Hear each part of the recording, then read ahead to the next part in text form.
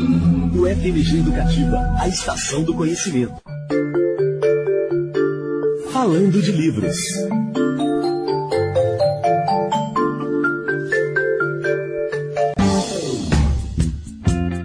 Bom dia, eu sou Michele Bruck. Nós estamos de volta com o Universo Literário para você. E neste domingo, trazemos à memória os 45 anos de morte de Pablo Neruda, considerado um dos mais importantes trovadores da língua castelhana no século XX. Poeta maior da nação chilena, onde nasceu em 1904, Neruda foi cônsul de seu país do México e na Espanha. Aos 67 anos, com já longa carreira literária, recebeu o Prêmio Nobel de Literatura em 1971. Seus escritos se confundem em muitos momentos com um afiado engajamento político, relação que foi estudada a fundo no mestrado pela professora adjunta do Departamento de História da UFMG, professora de História das Américas, Adriane Vidal. Intitulada Pablo Neruda, uma poética engajada, a dissertação foi defendida em 2003 aqui na universidade. Para sabermos mais sobre a importância de Pablo Neruda, sua obra, biografia e legado, conversamos agora então com a professora Adriane Vidal. Bom dia, Adriane, tudo bom? Bom dia, tudo bem. Muito obrigada pela sua participação, é um prazer falar com você no Universo Literário, viu? Eu que agradeço o convite de mais uma vez participar desse programa que eu prezo muito. Maravilha, obrigada, Adriane. Para a gente começar, quem foi Pablo Neruda? Ele nasceu em uma família erudita, abastada, um pouco da biografia dele. Pablo Neruda, ele nasceu num pequeno povoado agrário no sul do Chile, chamado Parral, em 12 de julho de 1904. E ainda na infância, com pouco mais de 2 anos de idade, a família mudou para um outro povoado, também no sul do Chile, chamado Temuco. E foi ali, basicamente, que ele cresceu e viveu sua infância de uma criança de uma família muito simples, né? O seu pai era ferroviário, a sua mãe era professora, inclusive ele aprendeu a ler com a própria mãe, né? O gosto, inclusive, pela poesia veio da mãe. O pai não queria que ele fosse poeta, né? Porque imagina ser poeta no início dos anos 20, né? Nos anos 10, então ele encontrou uma resistência muito grande por parte do pai, que queria que ele fosse um advogado, enfim, né? Mas que ele não fosse um poeta. Uhum. Mas sempre teve apoio da sua mãe, que era professora, mas nasceu numa família muito humilde e pouco depois da adolescência ele vai então para Santiago do Chile, onde ele começa de fato a sua carreira como poeta. Entendi. Publicou seu primeiro poema em 1923. Uhum. O que se passava no Chile, Adriana, quando Neruda nasceu, em 1904? Em 1904, o Chile estava, de fato, ali consolidando, né, o seu Estado nacional. Era um momento também de muita luta, né, operária no Chile. Inclusive, o próprio pai do Neruda, como ferroviário, se engaja na luta operária em Parral. Então, era um momento importante de luta dos trabalhadores, de consolidação do Estado, né, de reforma educacional no Chile. Então, foi um momento muito importante esses anos aí, esse início dos anos 20, no Chile como em toda a América Latina. Uhum.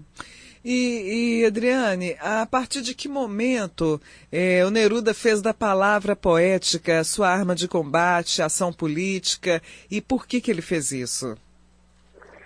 Então, Pablo Neruda, ele guarda em si vários poetas, né? Então, a poesia do Neruda, ela tem temas presentes que, na verdade, dá para a gente dizer isso, né? Afirmar que Pablo Neruda não é um único poeta, eles são vários, né? Então, é um poeta que canta o amor, que canta a natureza, e, claro, que canta a política, né? Uhum. E, neste caso, a sua obra se transforma numa obra engajada, politicamente engajada. Uhum. Mas não toda a obra do Neruda foi politicamente engajada.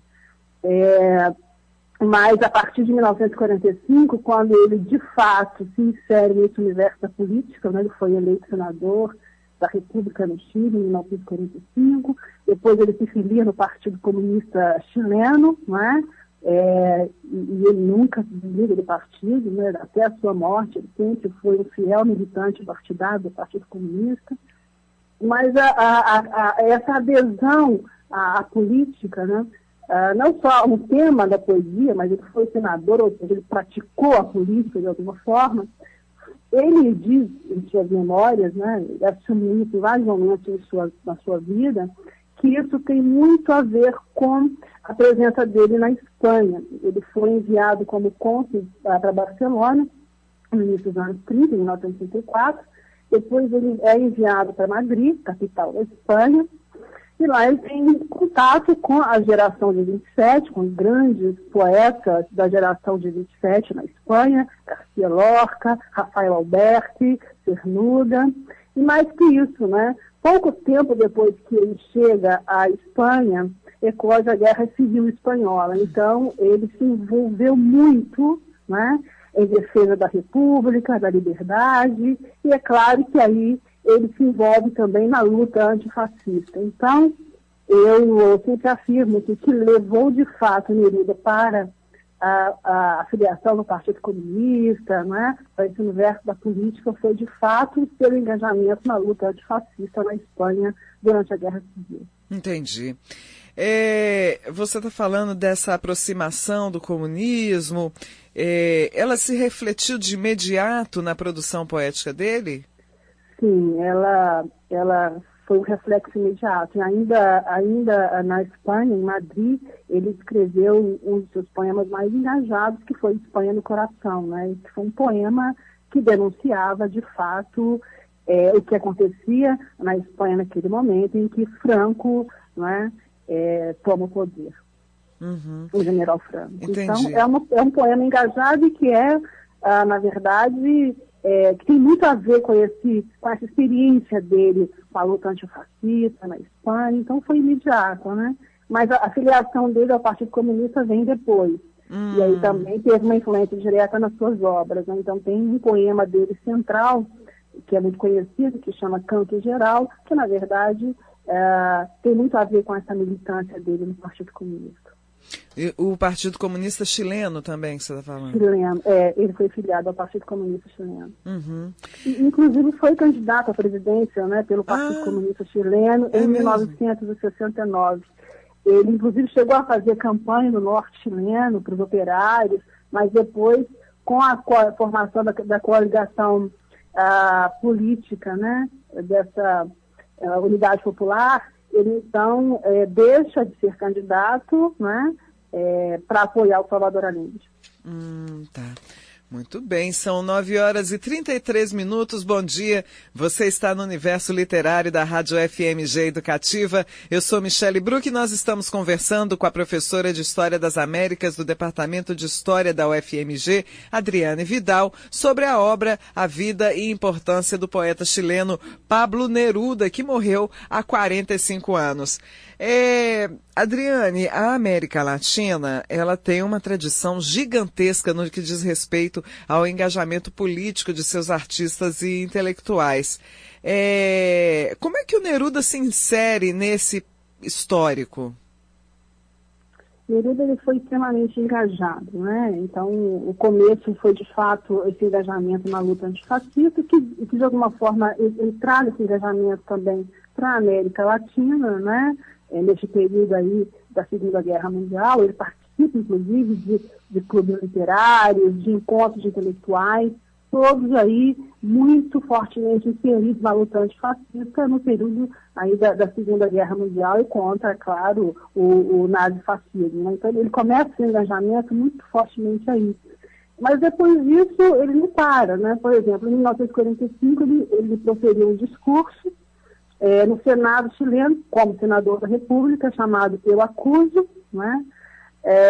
Onde ele vai denunciar as perseguições políticas do presidente daquele período, que era Gonçalves Videla. Por isso, inclusive, ele teve que ir para o exílio, né? Uhum. Em 1948, ele denuncia um campo de concentração no Chile, em Pisagua, e por isso ele é perseguido.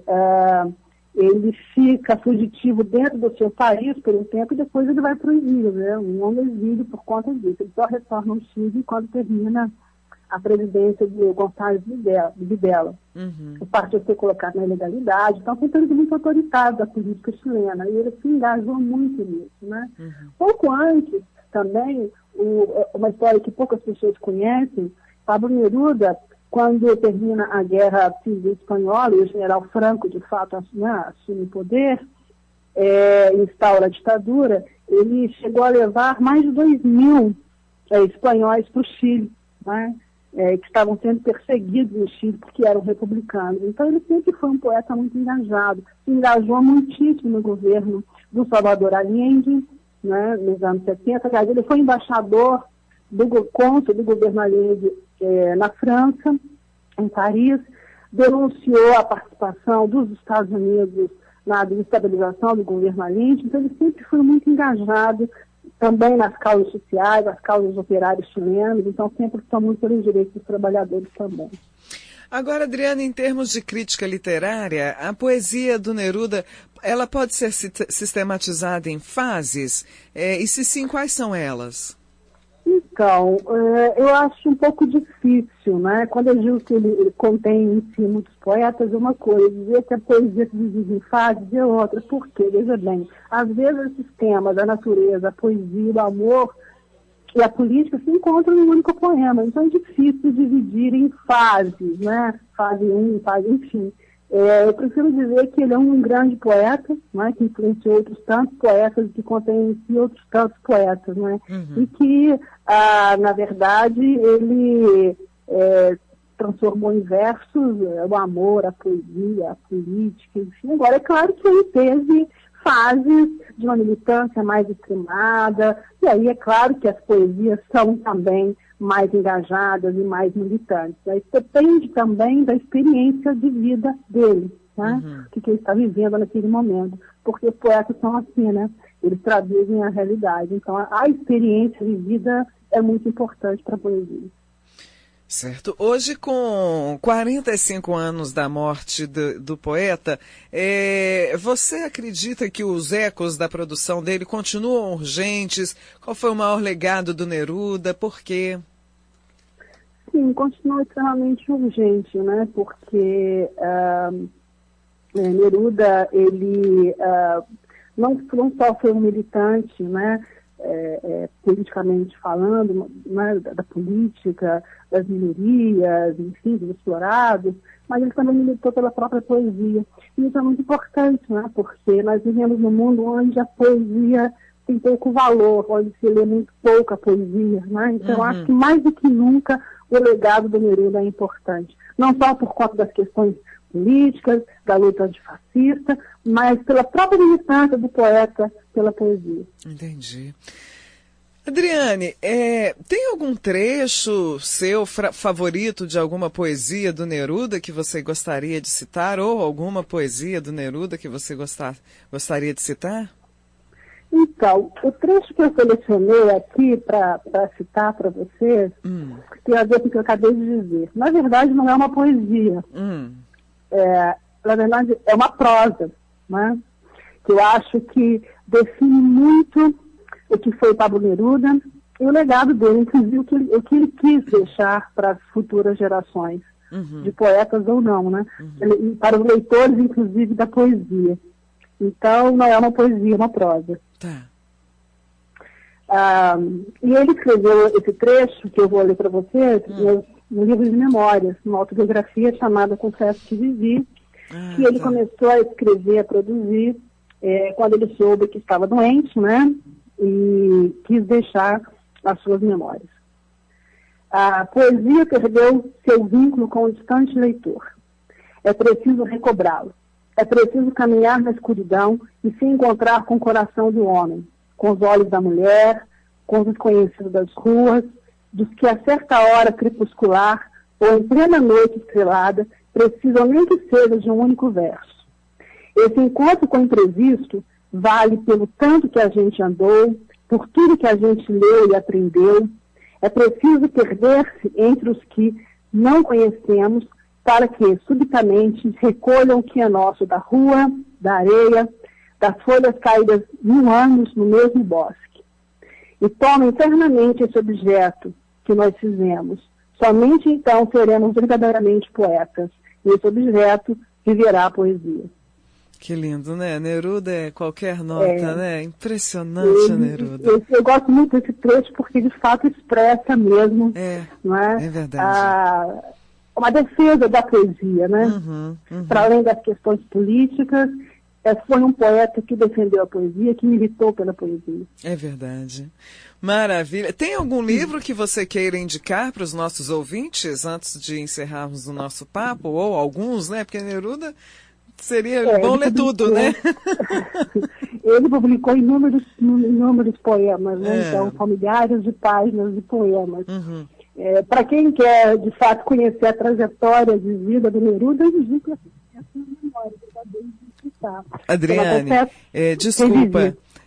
Repete, por gentileza, que sua última frase deu uma picadinha. Repete, por favor.